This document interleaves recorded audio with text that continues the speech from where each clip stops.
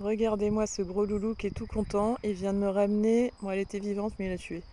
Une taupe. C'est une taupe qui a allongé les quatre fers en l'air à côté de lui. Il vient de la tuer. Il est tout content, ils sont roulés dessus.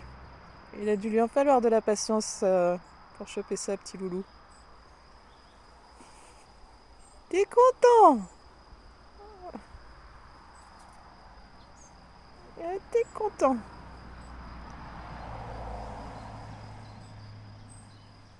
Ce matin, je le voyais pas. Il a mis du temps à rentrer. C'est possible qu'il attende la taupe depuis un moment. Hein. Ouais. Il y avait le rouge-gorge là. Attention à toi, petit rouge-gorge. Ouais. Et alors? T'es content? Bah oui! Oh! Elle me dérange pas, moi, les taupes. J'ai pas de potager pour l'instant. Elles font des. Elles font des. Des. Comment? Des taupinières. Mais surtout dans le parc à cochons et à biquettes. Ça me dérange pas plus que ça. Il est déjà assez ravagé. Par contre, je récupère la terre pour mettre sur mes fleurs. Donc.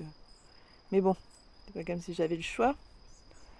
Ici, madame a mangé son deuxième sachet de pâté de la journée. Et ici, ben, on réclame, forcément. Ton malheureux, hein. J'arrive pas à trouver de chaton, hein. Les annonces restent pas longtemps, on me répond même pas sur le bon coin. J'ose pas mettre d'annonces sur Facebook parce que c'est tout de suite des commentaires du style aller dans les SPA, aller dans les refuges, machin. Mais en fait, il y en a pas de chatons dans les refuges et je peux pas prendre de chats adultes avec mes 3 zigotos là. Ils les supportent pas.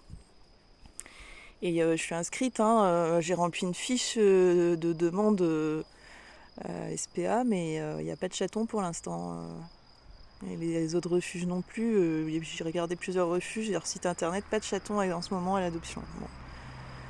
Alors je comprends bien qu'ils veulent faire adopter leur chat adulte en priorité, mais moi je ne peux pas adopter un chat adulte, c'est pas possible. Donc j'ose pas mettre sur Facebook parce que les gens énervés qui ont toujours un commentaire à dire, ils regardent même pas ce qui a déjà été écrit et ils réécrivent la même chose en commentaire. Allez voir SPA, allez voir Mistoufle, allez voir ceci, cela. Mais je surveille tout ça et il n'y a pas de chaton pour le moment à l'adoption chez eux.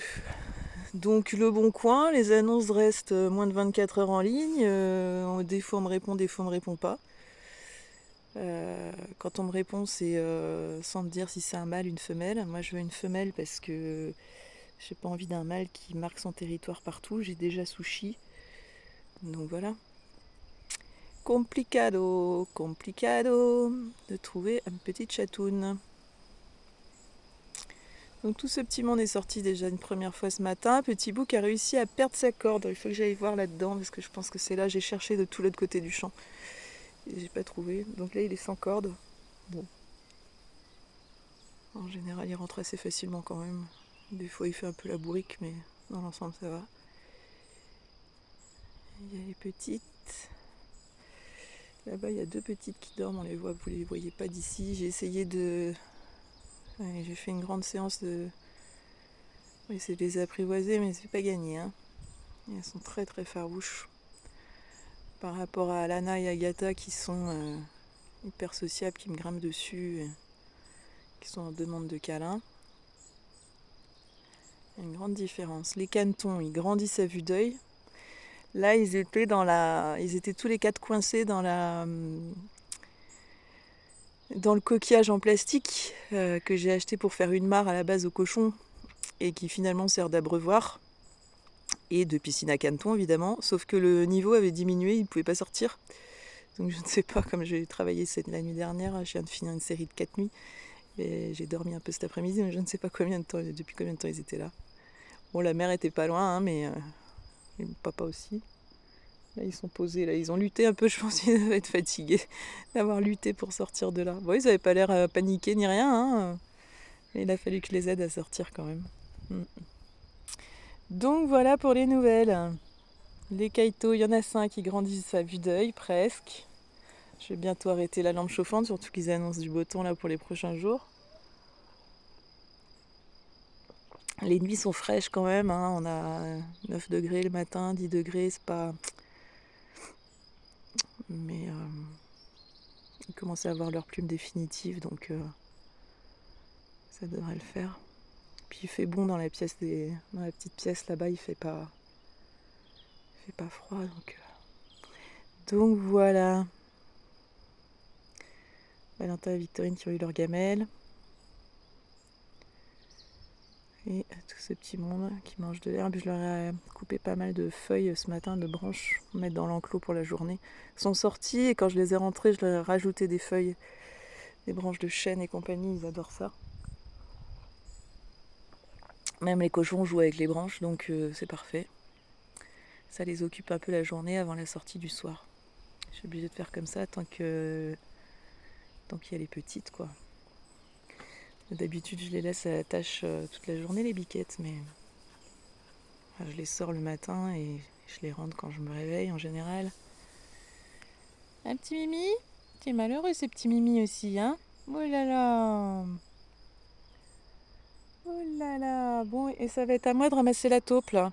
Bah, super. Ma foi.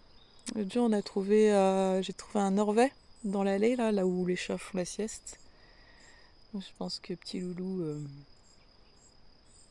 Et ce matin, je fais inspection à l'étage parce que, comme c'est toujours en travaux, j'ai pas les portes.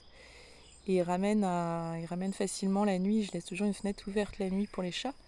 Et ils ramènent des souris et des mulots, etc. Et leur truc, c'est de les ramener à l'étage. Donc tous les matins, je fais l'inspection. Et là, ce matin, il y avait une grosse souris des champs. Je pense pas que ce soit elle qui les ramène. Je pense vraiment que c'est Sushi. Hein.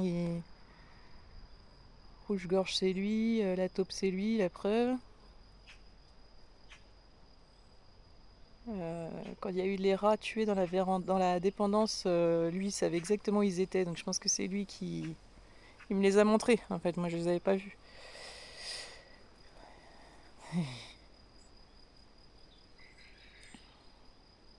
Ils s'entendent bien. Mais oui. Ben oui, mon loulou.